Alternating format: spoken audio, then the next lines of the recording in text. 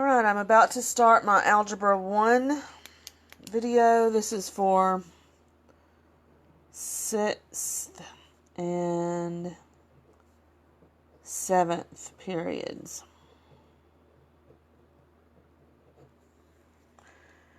There's Blake and Abby. Hey guys. I'm going to wait and see if there's anyone else that's going to come on, and I'm going to get my page set up on my laptop so I can check and make sure that it's clear.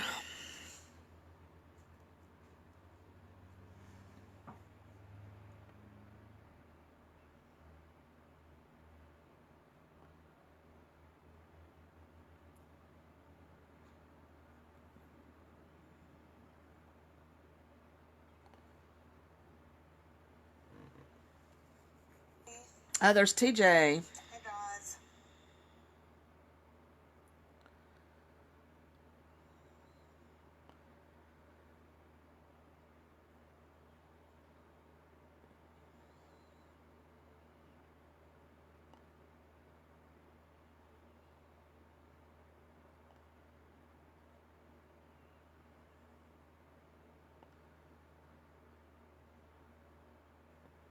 Alright, we're going to get started as soon as I can see it.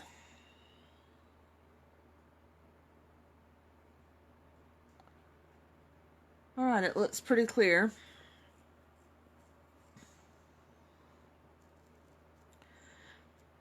This is Algebra 1, 6th and 7th periods, and I've got to turn my sound off on my computer.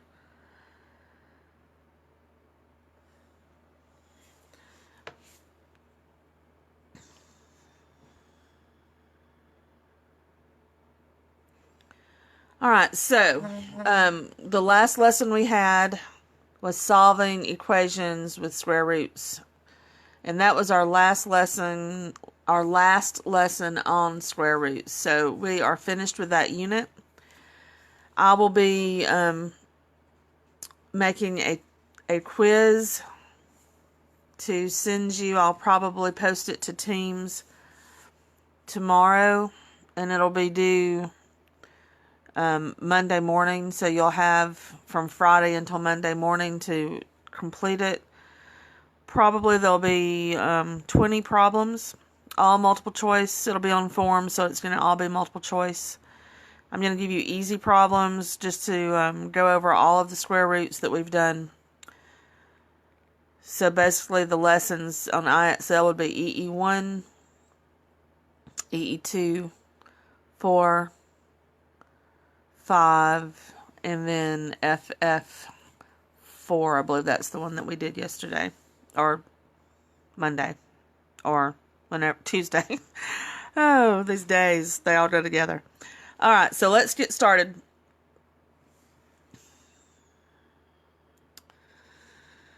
We are on a new unit. We're finished with square roots. We're going to do a big unit on factoring. Factoring is really important. You'll use it a lot in other math classes. And we're going to start out with a really, really easy lesson on factoring. First of all, I want to make sure you understand what factoring means. So just look at this. You don't have to write any of this down. If, whenever you're multiplying, let's just say I gave you the problem 2 times 3 and told you to multiply that. Of course, you would get the answer as 6, right? Now, that's multiplication. When you factor, you go backwards. It's kind of like you split it apart and show me what the problem was. So, like if I gave you the answer 10 and told you to factor that, you would say 2 times 5. That's factoring. So, what we're going to be doing in this unit is you'll be given problems like x squared minus 9x plus, or let's say minus 10. You'll be given something like that, and then you're going to be told to factor it. So you're going to have to tell me what you can multiply together to get this answer. That's what factoring is. The first step to factoring these polynomials that we're going to be factoring is making sure that you've factored out a GCF. And GCF means greatest common factor. Y'all worked with the greatest common factor probably in middle school. And so what we're going to start out with today is just an easy lesson on making sure that you know how to find the GCF when you have two or more terms. So that's our goal today. We're not going to actually factor anything today. We're just going to look at how to find the GCF. And then we will start using this to factor on Monday. But it's really important that you know how to find the GCF. So that's why we're just concentrating on that today. So look at example 1. On example 1, it says, let me slide this up.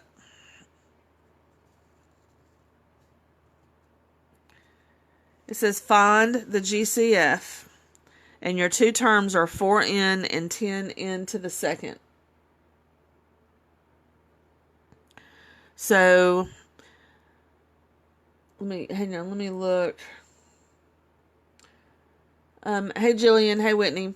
This is Algebra 1. Algebra 2's lesson will be coming up later this afternoon. Alright, so to find your GCF, first of all, look at your two numbers, your 4 and your 10, and you want to just find the highest number that will divide evenly into 4 and 10. Now, of course, this is easy, but let's just say the numbers were bigger than 4 and 10. What I would do is just list all the factors. And I wouldn't include 1 because I guess you could include 1. But I would just list all the factors of 4, which is 1, 2, and 4. And then list all the factors of 10, which is 1, 2, 5, and 10. And you want to find the largest one that they have in common. And the largest one is really the only one other than 1 that they have in common, which is 2.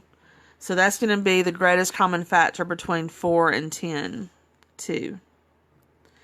And then you have to look for the variables. And what you want to do is look to see what variables that they have in common, because remember, this is the greatest common factor. And so the variable that they have in common is n.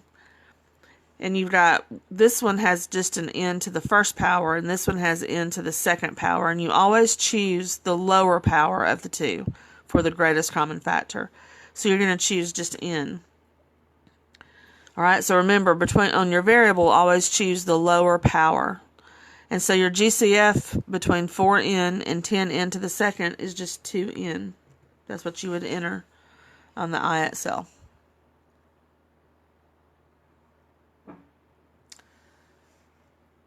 Alright, example 2.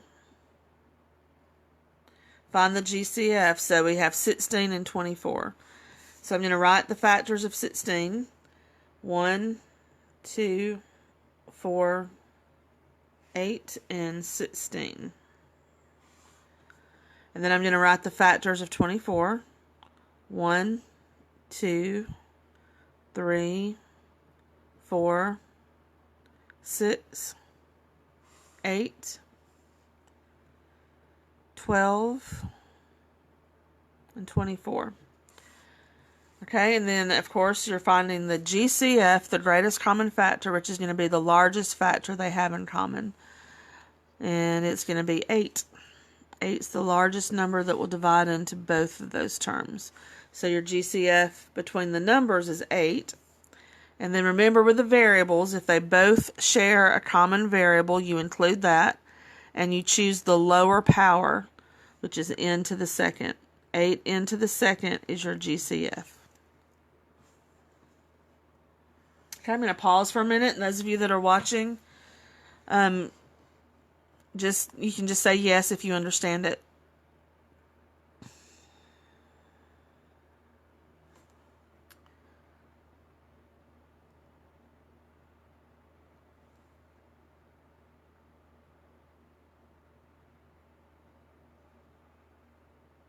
While I'm waiting for the yeses or the nos,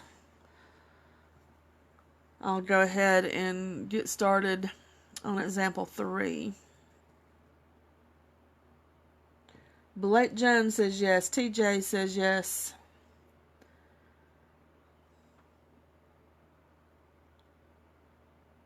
I think y'all are the only two with me now. The others, I think, left. They're going to watch it later, I guess. All right, so on to example 3. So we're finding the GCF, 15 and 30. If you need to go ahead and write the factors of 15 down and write the factors of 30 down, you can. I'm going to go ahead and say, because I believe y'all would know this, that the GCF between 15 and 30 is 15. 15 is the largest factor that will go into both of these. And then they both share an n, and they both have an n to the second. So you'll write the n to the second down as your GCF. 15 n to the second.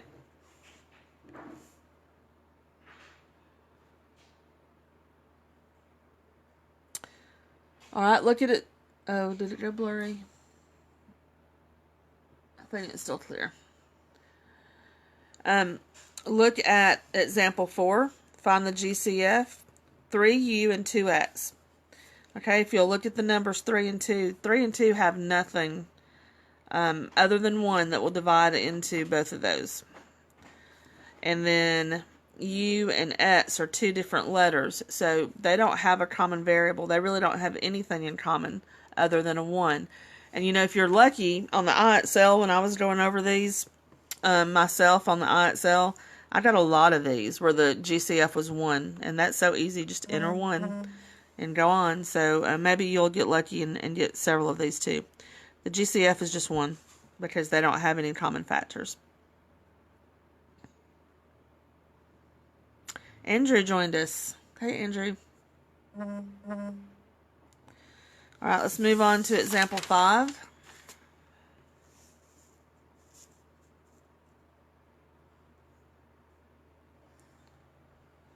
And I'm going to wait for a minute and make sure that it's clear. It looks like it's still clear. It's a little grainy, but you can see it. Example 5, find the GCF. Now we have 3 terms. We have 18x to the 4th, 6x to the 3rd, and 6x to the 2nd. So you want to find the GCF of all 3 terms, which is the largest factor that they have in common. 18, I'm just going to go ahead and list these again in case you need to see that. 18, the factors of 18 are 1, 2, 3, 6, 9, and 18. And then you have 2 6s, so I'm just going to list the factors of 6 over here. 1, 2, 3, 6. I'm going to pause for just a second because my dog is barking at the grocery deliverer. Oh my gosh.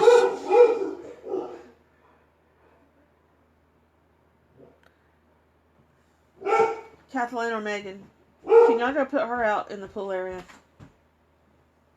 Sorry. Alright,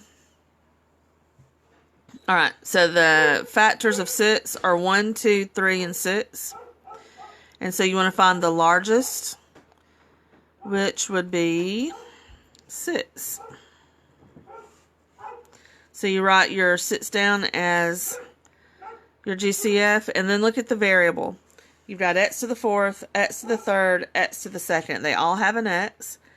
So you're going to include x in your GCF, and you have to use the lower power, which is 2. 6x to the 2nd is your GCF.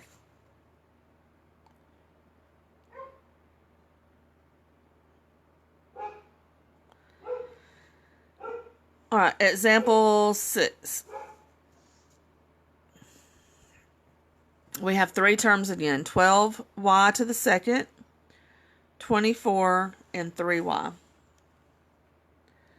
So between your numbers, 12, 24, and 3, the GCF, I'm not even going to list these factors because you only have 3 here, so it can't be anything higher than 3. So your GCF between 3, 24, and 12 is 3.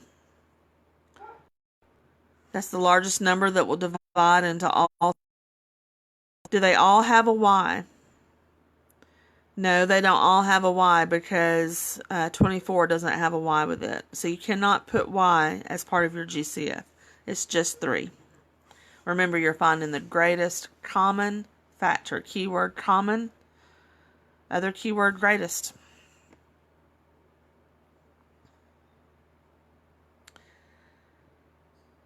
And now we're down to our last example. Now, I listed this way because this is what your problem will look like on Monday. You're going to be given a polynomial that has pluses and minuses in it, so like a whole problem, and you've got to factor that. But so we're still just finding the GCF. We're not actually factoring. But I just wanted to make sure you know that you'll have some that are set up this way instead of just commas between the terms. You still do it the same way.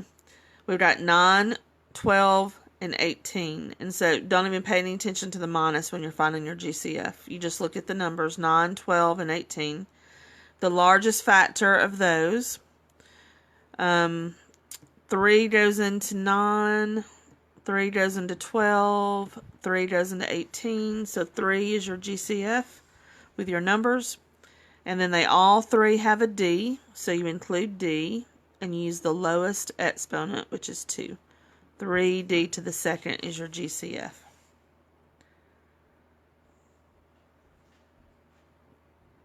Isn't that easy? It's an easy lesson. Y'all should go do your IXL right now and get your points for it. Now, your assignment is, of course, Algebra 1, AA1, and you need to get a SMART score. I'm going to bump it up to an 84 this time.